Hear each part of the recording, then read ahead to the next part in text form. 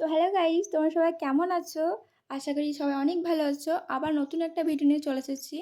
তো ভিডিওটা এখান থেকে স্টার্ট করছি। ওই দিন চলে আসছিলাম আমরা মেলা। তো মেলা যাওয়ার জন্য টোটোতে বসে পড়েছি আমরা। দেখো এখানে বুনু, মা সবাই আছে।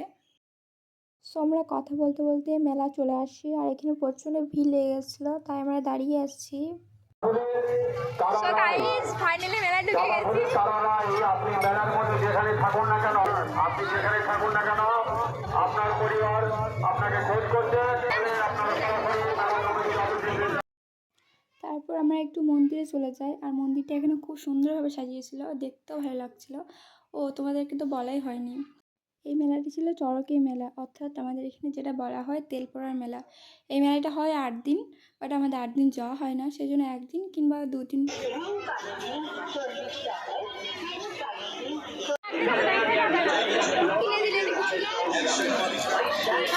তারপর আমি মনের ভিতরে আকাশ পরিমাণ ভয় নিয়ে নাগরদোলায় চাপবো করে ডিসাইড করি, দেখেই তো ভয় পাচ্ছিলাম গাইস।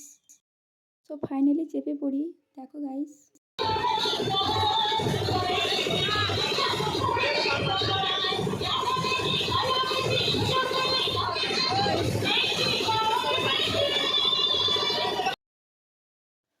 সো আমরা ওখান থেকে নেমে এদিকটা চলে আসি, যেটা সমের ইমোশনাল সেটা দেখতে, ইয়ারিং দেখার জন্য চলে আসি। তো দেখো, সো আবার ব্রেক ডান্সে চাপবো করে ডিসাইড করি, আর বুনি আমি চেপেও যাই ফাইনালি। দেখো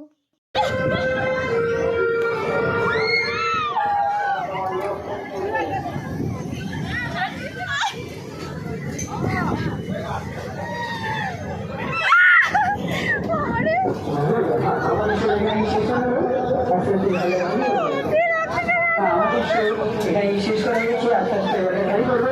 জেনারা ফেরতের পিছনে অনেক হচ্ছে টিকিট মাঝে মাঝে পাওয়া যাচ্ছে 30 টাকা। বাইরে আগে টিকিট পাওয়া যাচ্ছে টিকিটের দাম মাত্র 30 টাকা।